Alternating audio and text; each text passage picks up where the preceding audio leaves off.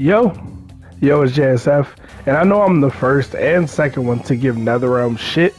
If NRS does anything, I'm always going to be the one to say, hey, this is wrong, this is bad.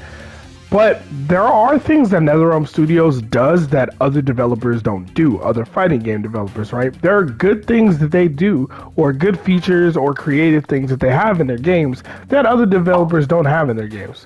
But in the same vein, there are a bunch of other developers and a bunch of other fighting games that have features and things like that that NRS games just don't have, or they haven't had for a while and they're late to the party, right? So I've always said, I don't know if you guys have heard me say it before, but that I think the perfect fighting game is somewhere in between Mortal Kombat and Street Fighter. Now, that doesn't mean that it needs to be like a combination of the two, but I think you take cues from NRS and their games, and you take cues from Capcom and their games, and you find some middle ground, right? And I think that's where you find like what is an amazing fighting game. Not to say that Mortal Kombat or Street Fighter can't be amazing, but this game is literally Mario Party. So that being said, there is a game that I'm really interested in. I'm learning more about. I mean, obviously, I don't think it's going to be perfect, but I think it's going to be a good game. And I think it's a game that if you're looking for a new game to play and you've been playing Mortal Kombat or you don't like playing Mortal Kombat, I think that you should play this game. And the game that I'm talking about is Guilty Gear Strive. Now, Guilty Gear Strive is not out yet. It comes out April 6th if you like the deluxe or ultimate editions. But other than that, the regular version drops April 9th on PS4, PS5, and PC. And there is now one of the things that really interests me in this was not just that it's a new Guilty Gear game, right? Because I haven't played Guilty Gear. I'm not a Guilty Gear player. I've played a tiny bit of X-Hard, I think, before Dragon Ball came out, right? But this game is actually aimed at newer players. It's not.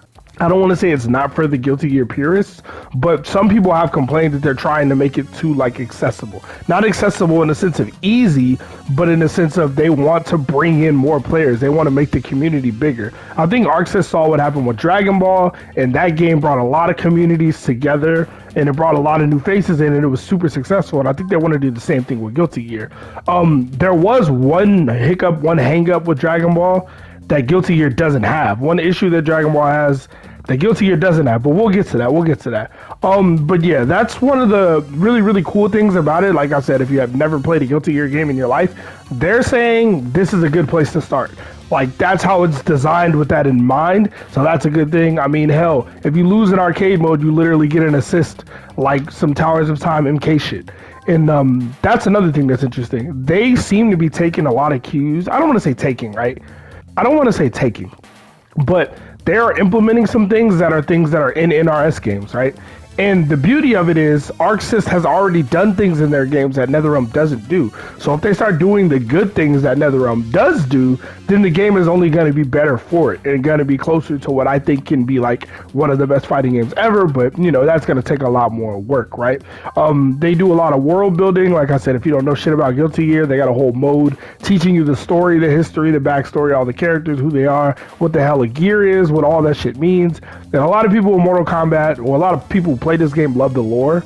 I like the lore. I think the lore is cool, but there are some people who are huge, like they love Edenians, they love all this shit. I never said the word Edenian before 2019. You know what I mean? So some people are really into that kind of stuff, and you know, if you are, you are. If you're not, you're not. But there are some mechanics in the game and like features that I think, well, I can't say they took them, but they're literally in NRS games. Like they have their wall break mechanic, which is literally the same thing as stage transitions and Injustice. It's literally the same thing. Now, it can have different implications.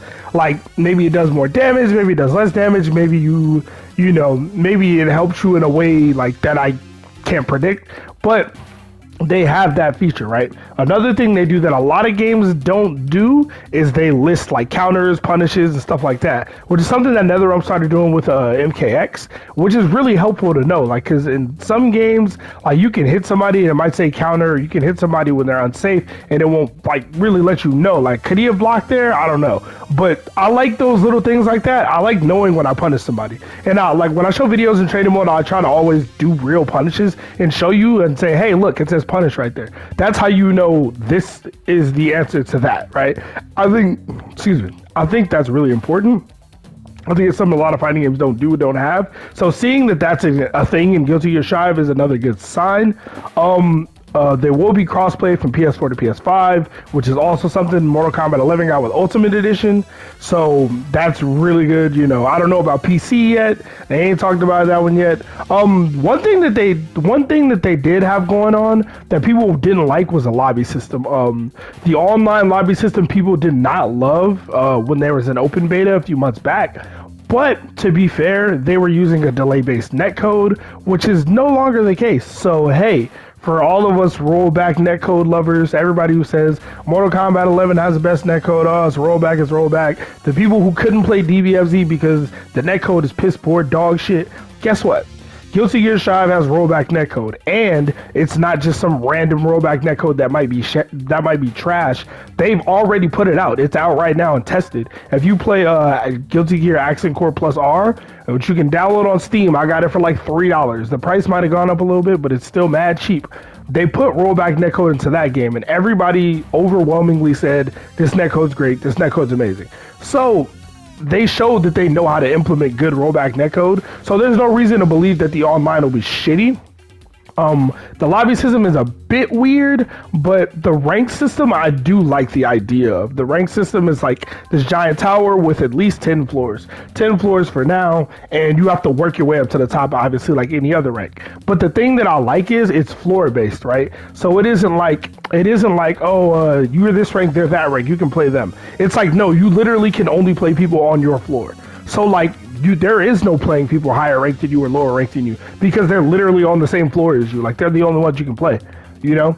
And they've already said that you can play people in different regions, so you're not locked to only playing West Coast players if you're West Coast, East Coast if you're East Coast, because, well, the netcode is supposed to be really good. So that's another thing that's really, really good. And the whole reason they got the rollback netcode is because there was outcry about it, right?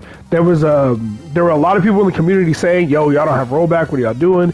And the developers just straight up listened. They literally delayed the game to fix some of these issues, right? So that's another thing that NetherRealm has done for a long time that a lot of other developers like Capcom doesn't do whatsoever, but they just straight up listen to the fans. They just straight up listen to the feedback of people, content creators, players, etc., people on Twitter, YouTube. They just listen. They're like, okay, we hear y'all. Damn, y'all keep talking about this rollback shit. We gonna go find out about it. So they went and found out about rollback. They found out how to do it, how to make it work. They tested it in one of their games. Everybody said it was great, and now they're putting it in the new game. So like, that's another good sign. And I know I complain about NetherRealm listening to the fans so much, but for me, it's more that NetherRealm doesn't know what they're doing. They don't understand fighting games. I don't believe that to be the thing with ArcSys. Sure, their games are not perfect, right? Like, even if Dragon Ball FighterZ had rollback netcode that was really good, it wouldn't be a perfect game because UI Goku is still in it, and that character is ridiculously busted. But it would be it would just, oh man, it would be amazing. So yeah, these are just some of the reasons and some of the things. Granted, I'm not saying this game is perfect. I'm not saying it doesn't, have any issues or whatever. Like I said, some people didn't like the online lobby mode, but it shows a lot of promise. And if you're looking for a new game to play, it's coming out in early April. I would check it out. I'm gonna buy it. I don't know when the NRS is gonna announce their next game. Hopefully February or March. We'll see about that.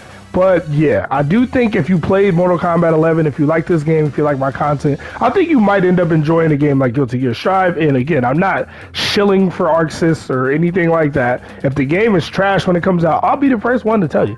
I'll be the first one to tell you. I'm just being honest, and this is my honest take on it. Again, like, they have the Japanese business model, so the roster's mad small. It's gonna be like 15, 16 characters with like 5 DLC coming out with months after launch, and then there's going to be like a living title where they update it. They've already said they plan to update it for a long time, which they usually do. Their games usually last for years and years. It's not like NRS where it's a new game every 2 years. So yeah, I think it'll be a good game to get into, just if you're looking for another game and if you need something to try and play. But anyway, that's all I got for this video. If y'all enjoyed it, please sub to the channel. I appreciate everybody that's been subscribing lately. Yeah, check me out on Twitch, twitch.tv/J_S_F. And just have fun and stay safe, man. Just remember to have fun. Play games you like, do what you enjoy, and just have fun. Stay safe. I'm outie. Peace.